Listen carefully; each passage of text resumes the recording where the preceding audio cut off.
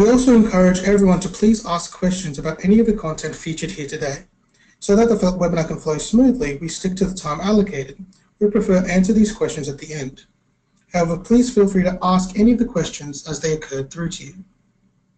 Just so we can test this function, can everyone please click the little blue hand icon just so we can make sure that the question function is working?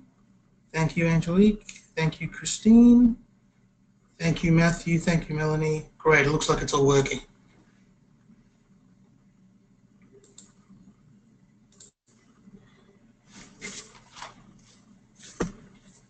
We also have some handouts for you, which you can access and download by clicking on this section here. Mark has kindly agreed to share his slide deck with us, which has been specifically prepared to better understand today's content. Please remember to download these handouts before you exit the webinar, as they will not be available after the webinar is over.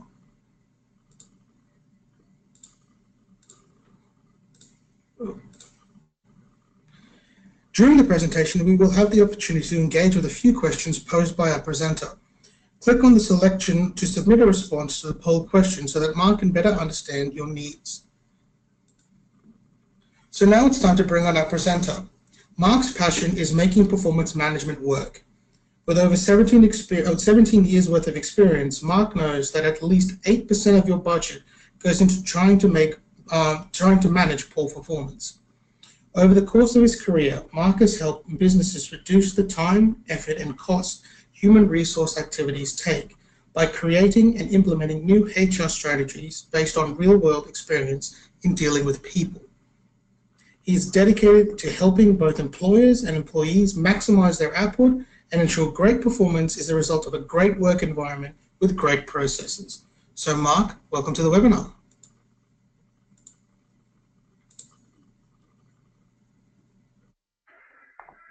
Thank you, John, and good afternoon to everyone for taking the time to listen to my ideas. I just got to there we go. Just a small introduction on myself. I've been in HR all my life in both the government, private sector and not-for-profit, as well as since 2003 running my own small business, as John so kindly introduced me with. And yes, our passion is that many of the problems that are associated with managing people are far too complicated and don't need to be there.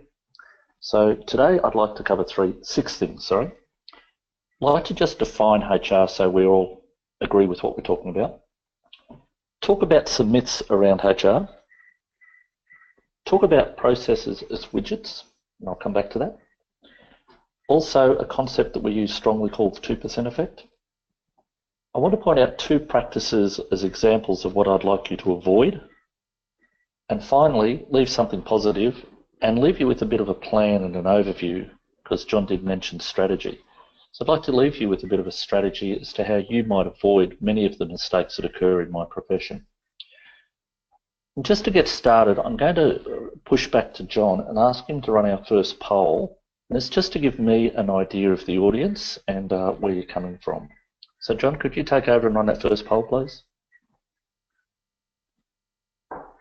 No worries at all, Mark. So, ladies and gentlemen, please feel free to choose the select the option that suits your business and answers the question. Wonderful. Thank you so much, ladies and gentlemen.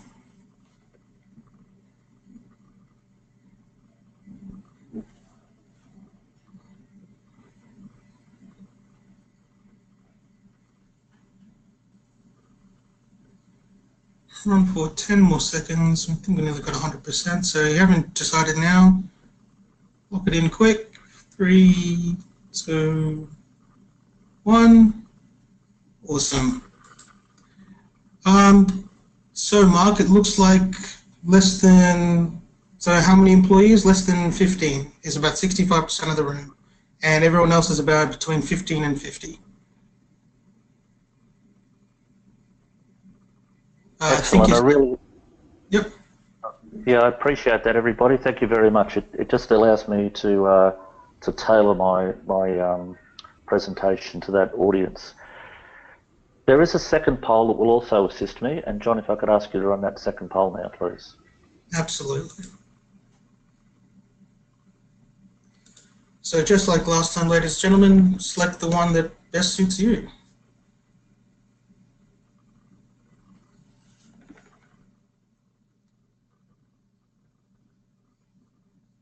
A bit more of a mixed bag on this one.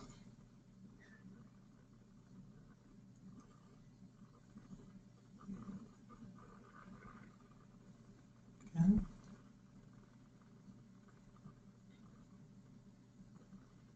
We'll go 10 more seconds on lock like last time. Anyone who hasn't voted, get your votes in quick.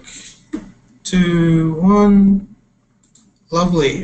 So it seems to be the most important HR issue is finding good people, and with a follow-up and very closely with leadership and morale as a follow-up on those. Excellent. No, thank you, John, and thank you for everyone for that. I'll certainly be trying to talk specifically to those issues as we go through. Allow me, though, first to start with something that I've learned to do when I talk to people. What is human resource management? And the key thing is it is an activity. It's a function. It's the same as marketing, accounting, production, distribution, warehousing. It's a function. And although it's about people, I think it's very, very important to realise it's about a function. Now, even the majority of this audience has only a handful of staff. You will still have to do all of the things that are listed on this screen. So on the left-hand side in blue, we have what I might call the more positive parts of the HR function. Somebody has to do it in your organisation. How you do it is the issue, the process, but it has to be done.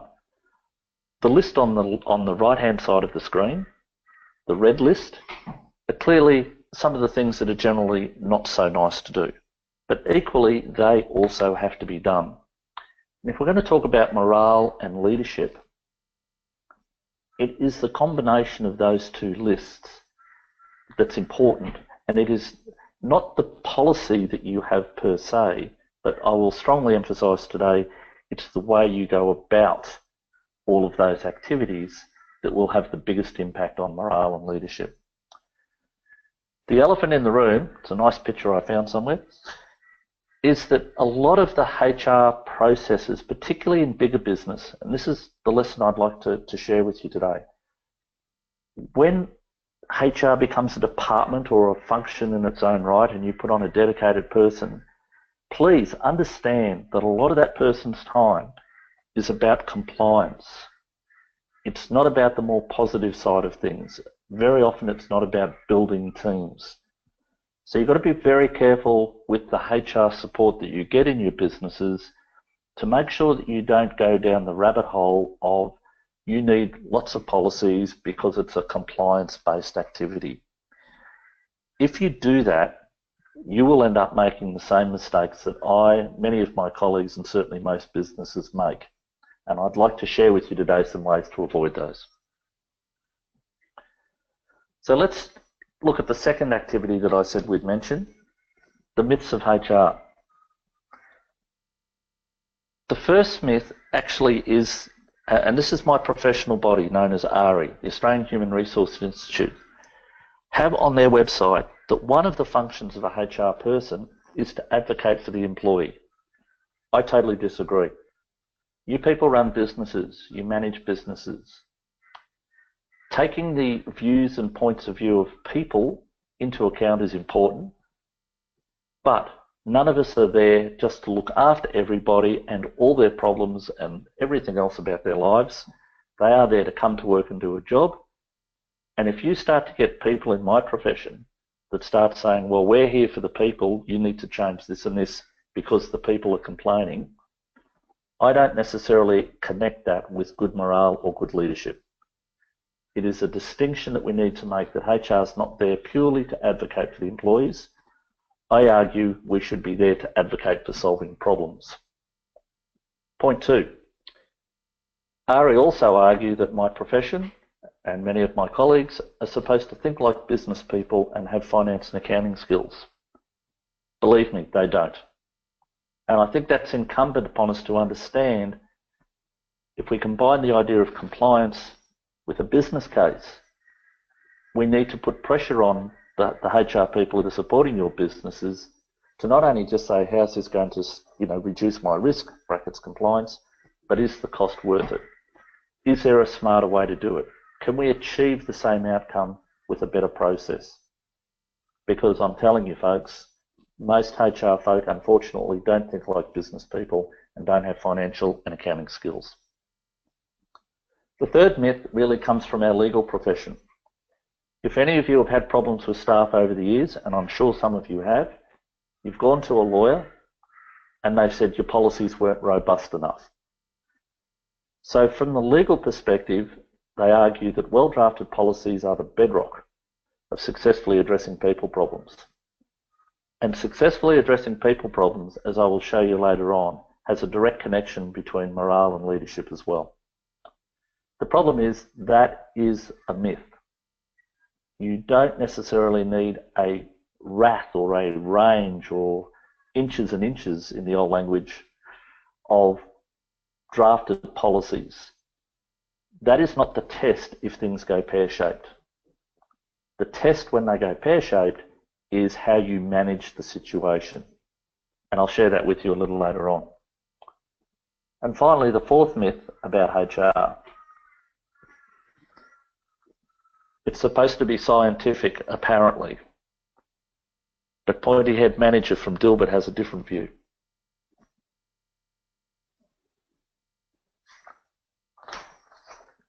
So here's where I'd like a show of hands, please. Who's seen, heard, or experienced situations that are displayed in the Dilbert cartoon?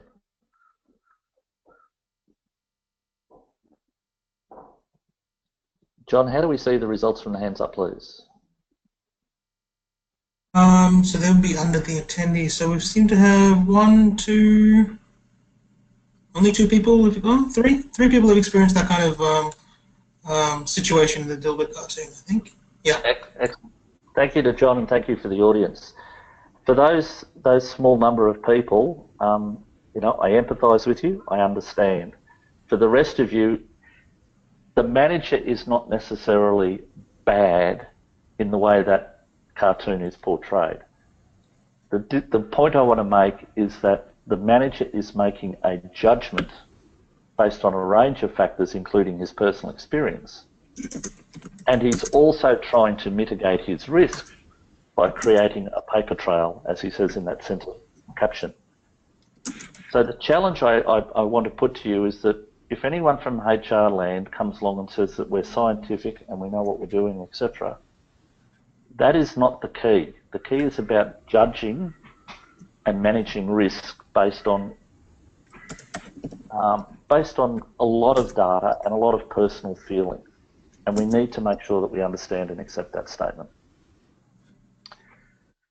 So the third point I wanted to mention to you was, I seem to have missed some slides. Just bear with me for one tick. I apologise for this. Okay. Sorry, I apologise. I put my introduction out of order. I'd like to now just talk about two HR processes that I'd like you to be well aware of and avoid like the plague, because they don't work.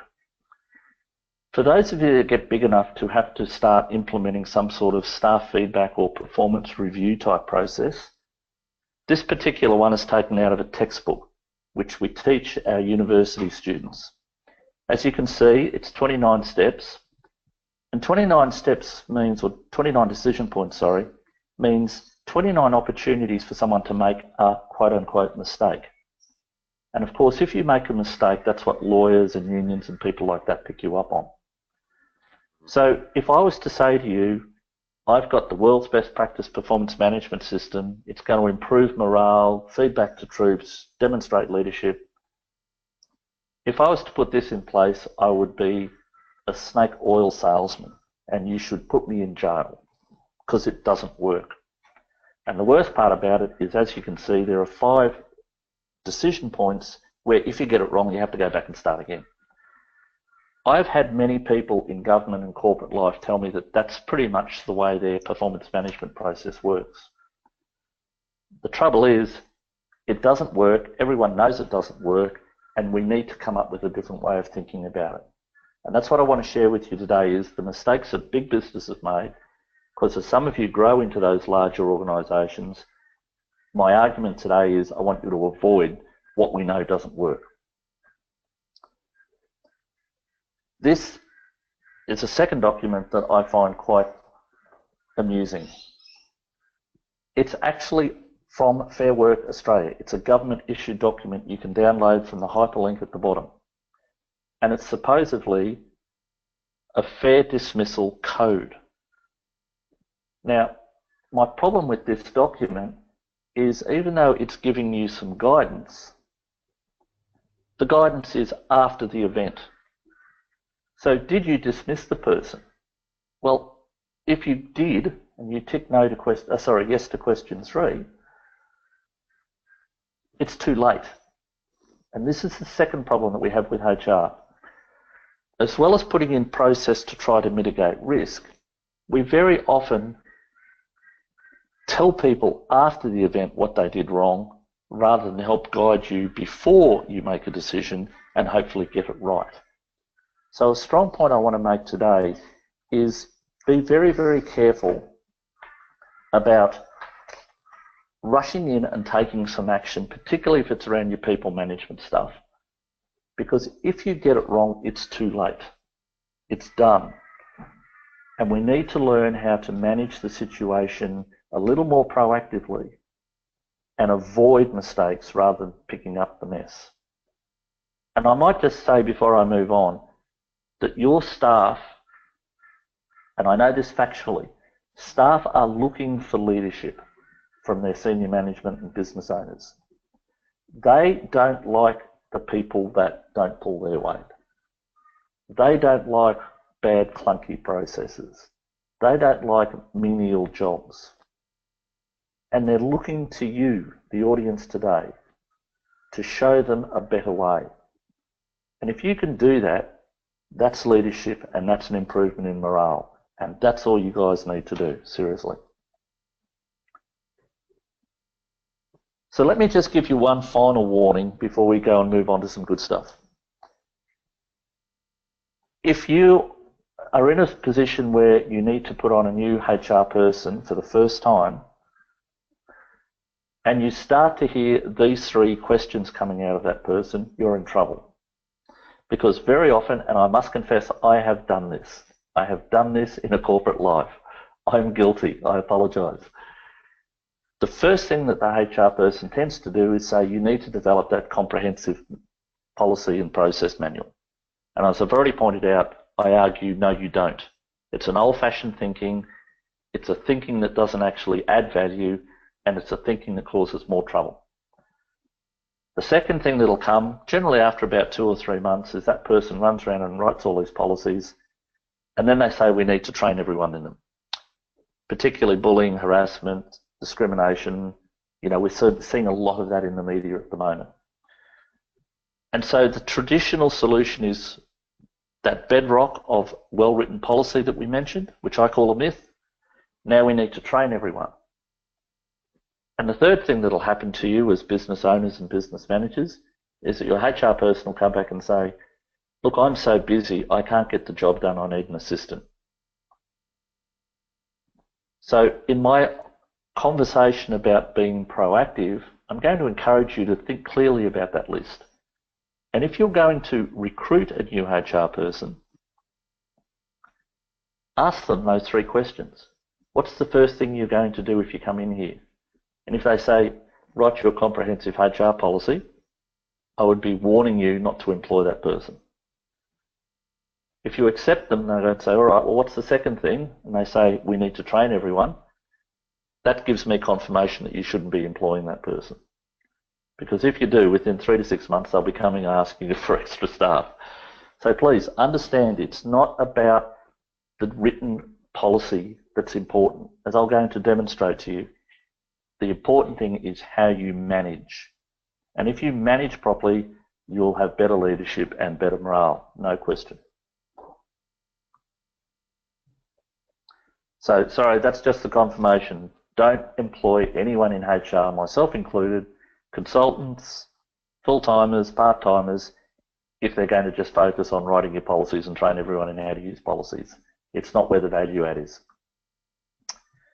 Now, I want to sort of shift now to two models that we build our business on and we believe are the underpinning philosophies of creating really good HR process, which can help lead to improved morale and improved leadership.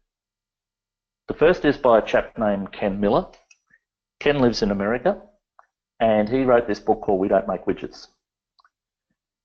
Now, the irony here is that Ken spends most of his professional life and making his money out of helping government understand that they do make widgets. So allow me just to walk through the steps. From Ken's point of view, and I totally agree with him, everything we can do can be put into these steps A, B, C, and D. The factory is the physical place where something occurs. Now, it doesn't matter whether that's making a pen, making a car, mixing some paints, or whether it's an office where the accountants are doing some work, or the office where the HR people are filling out forms and writing reports. The factory is the place of work, if you like. The widget is effectively the process. Oh, sorry, the factory also is the place where the people are. So it's the place and the people. The widget is how do they go about doing it, whatever it is they do. So if you've got a strategic planning session, the factory is probably the boardroom, the people are a range of people, but how do you go about doing your strategic planning? What is your process? And you need to understand and articulate that. Because as a result of that process, we deliver an outcome. Again, back to my first example, if I'm a factory making pens, the outcome is a pen. If I'm a factory making cars, the outcome is a car. If I'm an accountant, it might be end of month reporting. If I'm a HR person trying to recruit new staff, the outcome is actually not new staff. It's a recommendation saying, here are the people we've interviewed, here's their resumes, and here's the recommendation. So understanding that what is the outcome is something that I see doesn't happen often enough. And D is quite critical, and in the HR space, often misunderstood. The customer is not the ultimate customer who pays the bills. In Ken Miller's model, the customer is the person who gets and uses the outcome from the widgets as created by the people in the factory. And what is really interesting to understand there is, as I just mentioned, the recruitment process, the outcome is a recommendation. So that paperwork, that report goes to a more senior manager or business owner to say yes or no. So the outcome is the recommendation, the customer is the manager. If we think about performance management and poor performance for a tick, the interesting thing there is that the customer is not always just the owner or the manager, it's actually the lawyers. And Ken's very strong on this in his book. If you think about it, just on the poor performance, for those that have had the experience, if you deal with a difficult staff member and you terminate them and nothing happens, fantastic.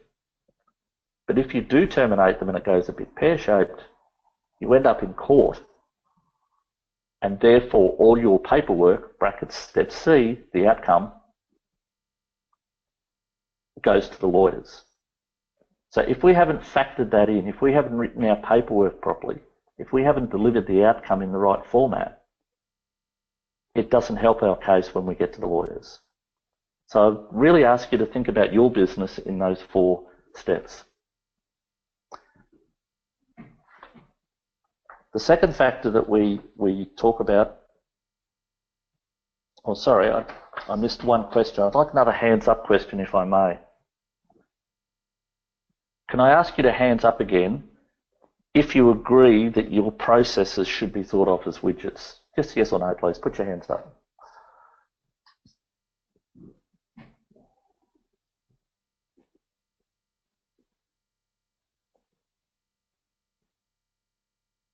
They're looking like about, yeah, it's 10 people in the room, so just under half.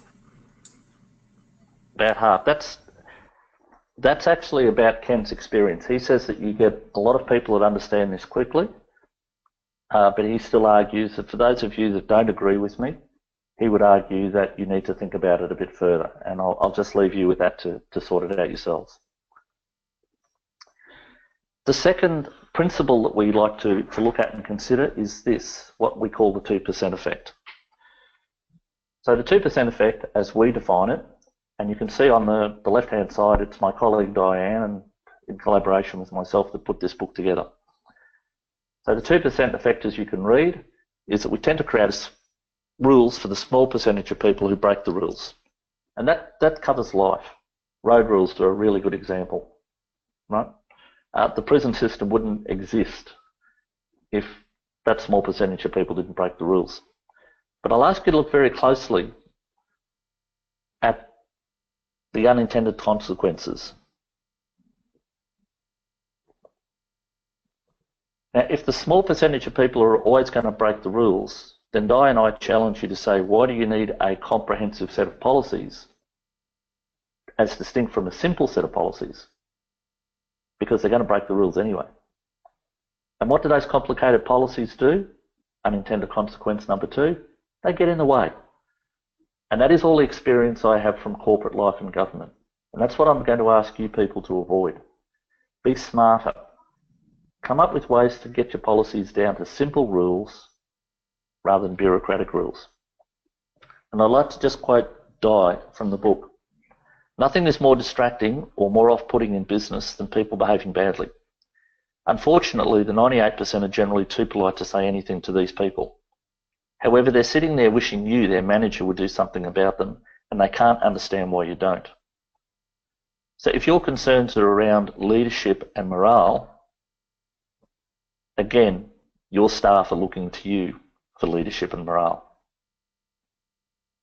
Second comment from Di's book.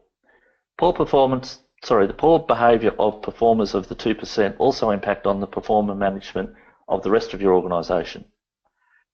Di's experience, and I agree with it, tells us that this distraction caused by one of these 2%ers can affect your productivity of your good employees and you by around about 20%.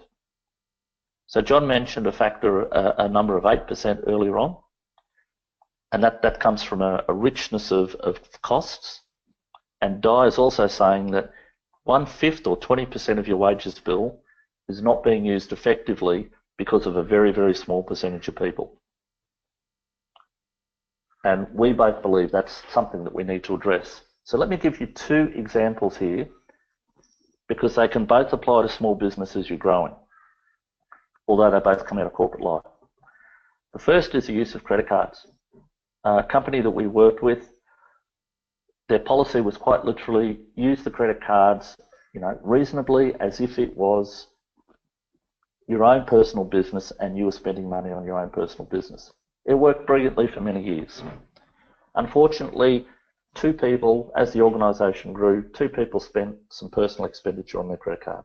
It wasn't actually a huge number.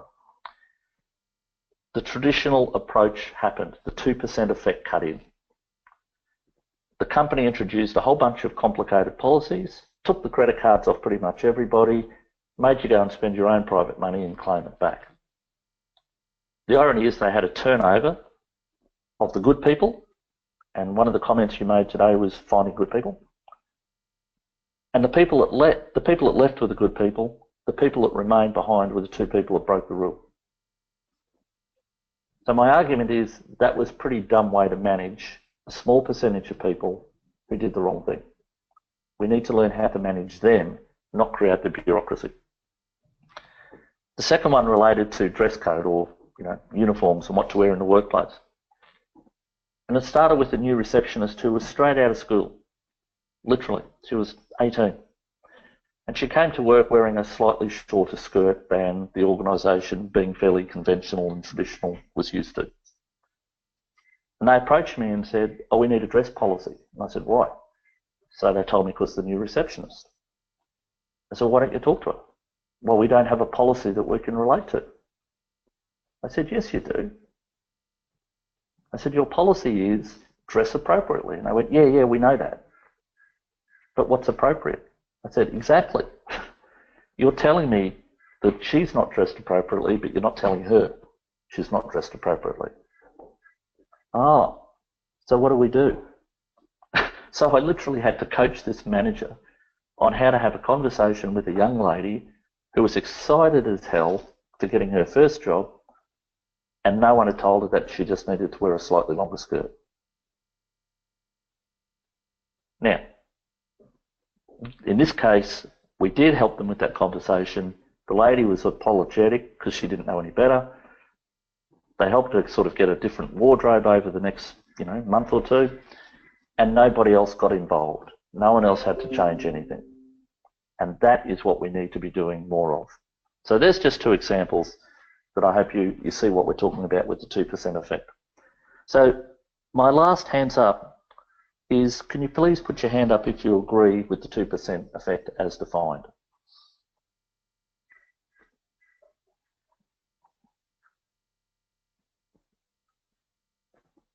Yeah, it looks like it's a much more stronger showing. I think nearly everyone agrees with that, the 2% effect. And again, as I experienced and mentioned with the experience with Ken, that a lot of people struggle a little bit initially with the idea of a widget. Ironically, we find 100%, maybe 98%, because there's always a 2% somewhere. We find the vast majority of people understand this. But my challenge to you people, my challenge to those that are listening today, is don't fall for the 2% effect. Don't stick in those complicated policies if someone does something wrong. Learn how to manage the situation. So we're actually a little bit in front of time. We're getting towards the end of what I'd like to do with the presentation. And when I put this slide up and call it best practice, I have to confess that I haven't had 5 years of academic research and 40,000 reference papers to confirm it. But what I am saying is my experience over the last 35 years and how I've run my own HR consulting business and the feedback we get from our clients says that this is best practice. So I'm happy to be challenged, I'm happy to be criticised, but I'm also happy to debate whether or not this is best practice because I believe strongly it is. So for those of you who want to improve morale and improve leadership, there are 2 key points. Deal with your poor performers, and you all have one. I have no doubt everyone listening to this has a 2%er that's giving them some grief. You need to deal with them. The second thing is, for everyone else, avoid the 2%. Avoid putting in those problems and complicated policies. So let me just go back and tell you what I believe is the best practice process. When we deal with poor performance, the issue is only one of managing risk, and these are your high-risk people. Not so much for those of you with less than 15 people, but once you start getting up over that and getting up to 50 and 100 people, you end up with the opportunity of unfortunately being caught up with the legal system. It's in that situation that these people are your high-risk ones. But the acid test by the commission, by the lawyers, by the judges, is did you take reasonable management action in a reasonable way? That is the test. And when I see regularly when people fail that test, I've even had an industrial relations, a Fair Work commissioner tell me, I can't remember the organisation he referenced, but I probably shouldn't say it anyway, but he said they came along and argued that they followed their process. And the commissioner said, your process is crap. Go back and do it again. So we need to understand that it's not a matter of compliance and following and ticking the boxes. It's a matter of learning how to manage. Very different. The second point that I have found very, very successful for the last 20 years of my career is when you have someone that comes along and says anything that was on that red list I showed you before, poor performance, discipline, harassment, bullying, victimisation, whatever it is, don't go there. Don't go down that path. have a look at what that behaviour is doing in terms of a management problem, and identify that management problem and solve it. So for example, let's just say someone is habitually late. Now they might be coming in, 10 minutes late one day, an hour late the next day, absenteeism might be higher than normal, etc., etc. The traditional model is that we go and talk to those people and say, why are you late? Don't be late again. And if you've had that experience, it probably didn't for a 2%er, it didn't solve the problem. But if you turn around and say, listen, when you're late, you caused me this problem. I can't allocate the work. I've got to get an extra casual in. That just cost me 4 hours because you were half an hour late. Focus on the management problem and then engage the person in the conversation to say, help me solve that problem. Now, on 100% of occasions when we've used that approach, two things happen. One is that if we ever go to court, it's always deemed reasonable. And two, when we solve that problem, irrespective whether the employee turns around and stops being a pain or whether they exit, someone else in your organisation will come to you after you've had that conversation and solved the problem and thank you. And they will say, we've been waiting for you to deal with that problem. That is a guarantee. I've yet to have a manager not have that happen. So these people in your organisation know who are the 2%ers. And partly, in my opinion or experience, the reason that morale is sometimes a problem is because these people are not being dealt with. And they are looking to you, this audience, to deal with them. Now, once we can put those people aside, once we can manage them reasonably, my best advice for you for the rest of it, in terms of morale, development, etc., is pretty much get out of the way and let your people get on with the job. Keep your processes simple. Go back and pick up on Ken's idea. How do we go about doing our work? Can we do it more effectively? Can we cut out some of the steps without dropping the quality? It's amazing how much value you can achieve for your business and for your people if you keep it simple. Secondly, don't manage to a compliance. Don't manage to a list of policies or that checklist that we saw before. Manage to your values. If your values are be honest and someone's not honest, have the conversation. If your values are top quality first time, no repeat work, manage to those values. That's what it's all about. And that leads directly into the third thing. It's about the culture. The culture is the way you run your business. As many of my friends say, culture is not a complicated concept. It's purely the way we do things around here. So if you demand high quality of work out of your staff, but you're a little bit slack, they will see that as incongruent and their morale will drop.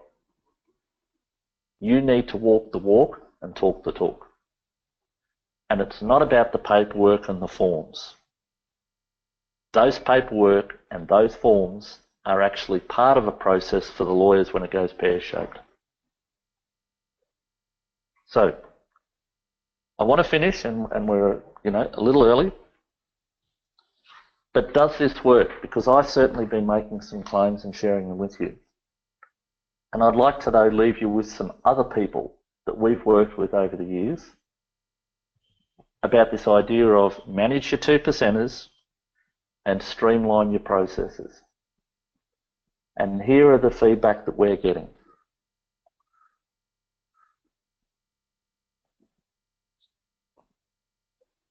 Now, the industries that they're coming from are education, mining in Africa, academia, and Colette from childcare.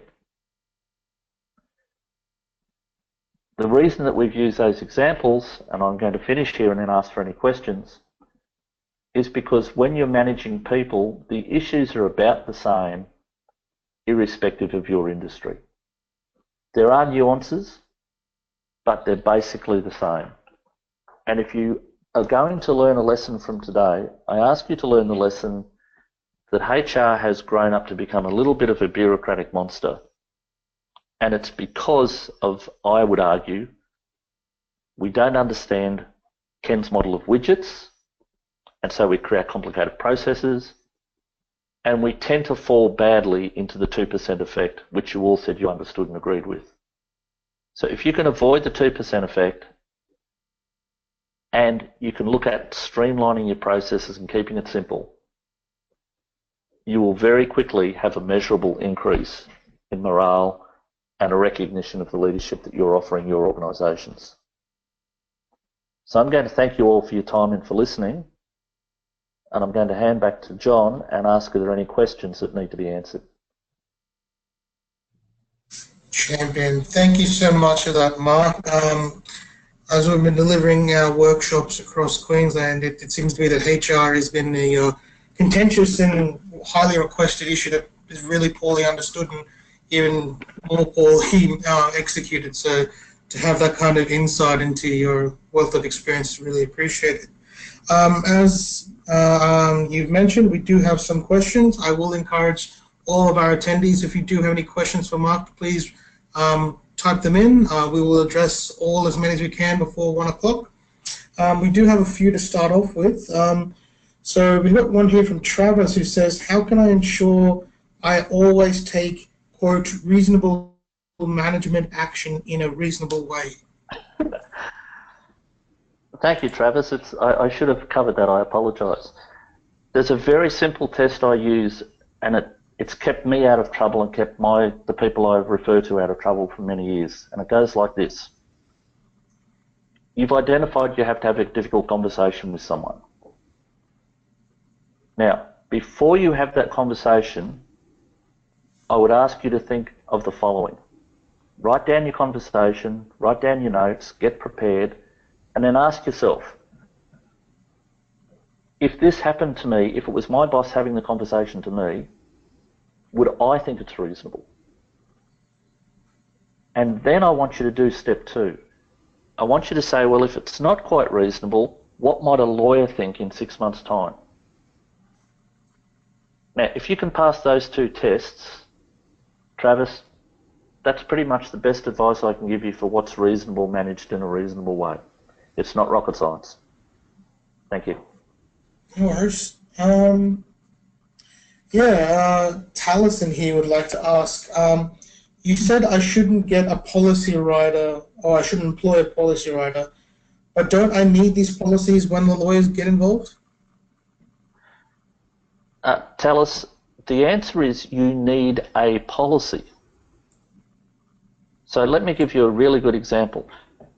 If I turn around to someone and say, you big, fat, black, horrible, useless, lazy person, is that A, discrimination, B, harassment, C, victimisation, or B, performance management? In other words, I didn't really say it very clearly, and of course it wasn't reasonable, and of course the lawyers will find an argument. So I argue very strongly, and I'm happy through John or whatever format we use to provide. I would argue that for most small businesses, you can run your organisation's people management on the following documents, and please write these down.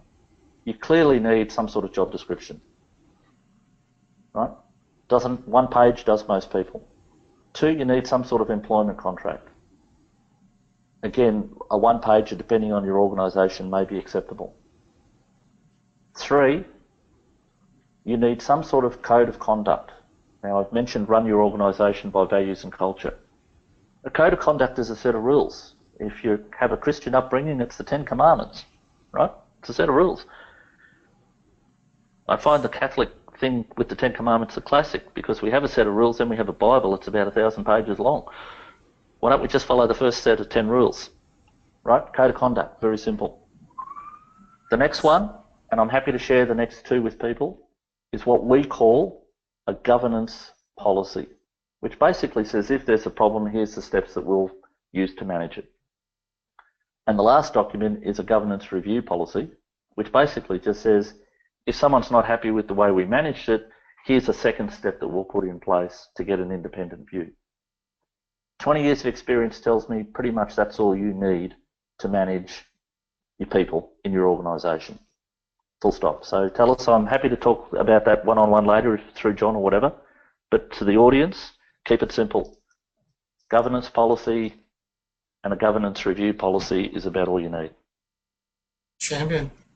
Matthew would like to know, what happens if the 2% requires action? However, the business owners are those who want the micromanagement and not the HR advisor/manager. How do I manage to get the message across to the owner about the impact of the overheads of policies would have on the circumstance? Wow, Matthew, there's a lot in that, but I'll try to keep the answer simple. You are quite right in saying that the problem is you need to convince your boss or the business owner. I respect that totally. And I'll be adamant and black and white and very simple. You cannot take action until you have that person on side. So your frustration will not be solved until you can get the owner on board. Now, the best answer I can give you to get them on board, and once again I'm happy to share this document with people, is effectively you need to do a business case. Again, that's the management problem. So, hey Mr. or Mrs. Business Owner, when this is happening over here in the corner, we're doubling our costs. We're taking 4 hours too long to get a 2-minute job done. You've got to put some numbers around it, and as I said up front, one of the myths of HR is that they're good at numbers. They're not. So a classic I can give you, Matthew, is an organisation that they had a really difficult 2%er, and the work just was not getting done, so they went and hired a contractor.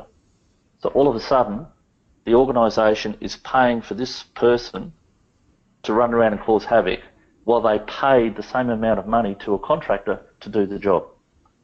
That was the business case for getting change. So I hope that helps you and guides you. Next one, Simon would like to ask, you mentioned earlier when referring to the widget way of thinking that under outcomes, an outcome of firing someone was the paperwork for the lawyers. How do you balance having the right paperwork if things go badly without going down the checklist procedure route? Simon, there's a form on my website you can download for nothing. If you can't find it, let me know. Basically, the format that anyone can find on our website, download it. It's under the Resources tab. It's called a Management Action Plan. And to pick up on the answer to Matthew's comment, that Management Action Plan is effectively the only paperwork we have needed for 20 years to resolve a 2% issue, and if it's ended in termination, that particular format, following it properly, has led to a 100% success rate in defending any claim of unfair dismissal. I might leave it there, John, and again, Simon wants to pick that up outside of this forum, we can happily do that. Sounds like a good thing. Peter would like to follow up by asking, one recommendation I was given as a manager is that employees model their behavior on their manager and other managers' supervisors. Have you an observation on this? I have, Peter. I'd probably disagree slightly. I will say emphatically and factually by research, because I've done the research, the most important relationship in any organisation is the immediate relationship between an employee and the first line manager. So to some extent, yes, you need to model that relationship and that behaviour. If I had another hands up, which I don't, but if I asked the audience how many of you have left a job because you didn't like your boss, I'd say it'd be very close to 90 to 100%.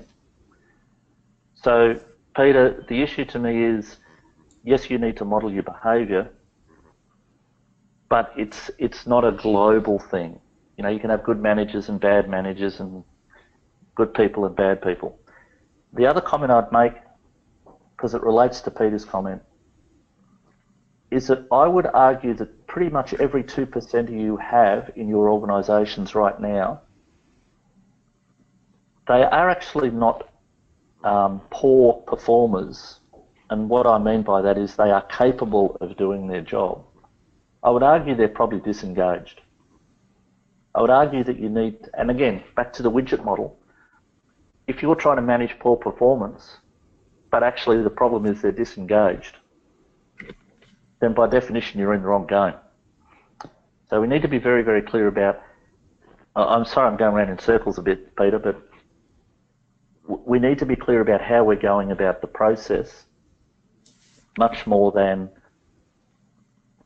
you know, did we tick the box or does that person like us? I might have waffled a little bit on that answer and I apologise if I have, but I've tried to do it the best I can. Just another one here from Liam.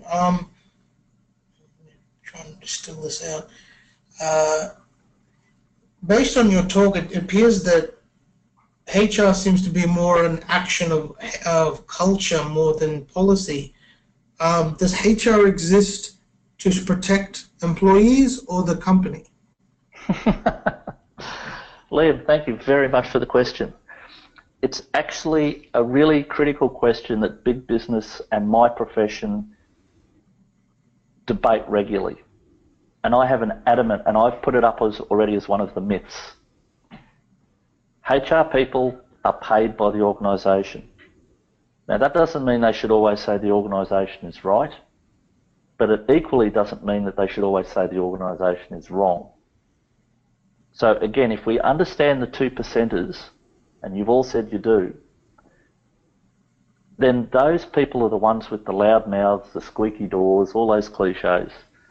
And the culture that they bring to the organisation is nothing less than toxic. And by the way, I was a 2%er for 2 years and quite proud of it. I used to go to work thinking up ways to annoy my boss, and I was good at it. So the culture that I brought in as a 2% was totally against the culture of the organisation. So HR is not just culture and it's not just policy, but it should be there to help solve problems for the business. And I know, again, that's not a black and white neat answer, as I was not able to give Peter. But the problem is, if HR come in thinking they're about looking after the employees and writing policy documents, then you've got the wrong people doing the wrong job. Excellent. One more question here from Marisha. How do I quantify the impact of poor performance and all-round poor human resource management has on my business? Marisha, that's a really easy one if you get your head around it properly. So please write this down. 1, start to look at the time that the 2%er is not doing their job. It'll be a percentage, probably somewhere between about 20 and 50. 2, have a look at the amount of the manager's time spent dealing with that person and the associated problems that person brings. Again, I would suggest it's about 30% of their day. So all of a sudden we've got 20% of one guy, 30% of another guy. 3, have a look at all the other people that are doing extra work and all the workarounds because the 2%er is not doing their job properly. When you add up those 3 numbers, I suspect you'll come to about the cost of one person's salary. So you can go to your boss or whoever else you want and go, here is the problem. You know, Mary's not doing her job properly. She's doing these things, and the cost is we're spending 30, 40, 50 grand a year for nothing. That will get people's attention. Excellent. One last question here. If you say, sorry, this is from Sam, if you say well-drafted policies are not the answer, what are? When I say that, Sam, the well-drafted policies I'm referring to are what the legal people would say you need: a policy on discrimination, a policy on harassment, a policy on this, a policy on that, you know, a credit card policy, a dress code policy. As I've articulated through this presentation, the key is, did you manage reasonably in a reasonable way for whatever the reason was? And once again, if you go back to the form and the template on our website, it gives you the format to work your way through find the appropriate documentation, have the conversation, and document it properly in the way that the lawyers say that was reasonable. So you need to keep all of those policy settings really, really simple. Again, back to code of conduct and a simple governance policy is, in my opinion and experience, all you need. Excellent. All right, looks like we'll leave that there. Okay, everyone, thank you so much for attending the webinar today. Thank you, Mark, for donating your time and providing your insight into the quagmire that is human resource management. Remember to please download the handouts before you exit. This webinar is being recorded and will be uploaded to the Impact Innovation Group YouTube page, should you wish to view it again. You will receive an email with information about the Office of Small Business programs, along with a short survey that will allow us to tailor these webinars to meet your interests and needs. This will be our last webinar for this year going forward by the Office of Small Business. But again, thank you so much for tuning in and have a great day, everyone. And can I also thank everyone for listening in and for your interest and your questions as well. Very much appreciated. Thank you. Thank you so much, Mark. All right, have a great day, everyone.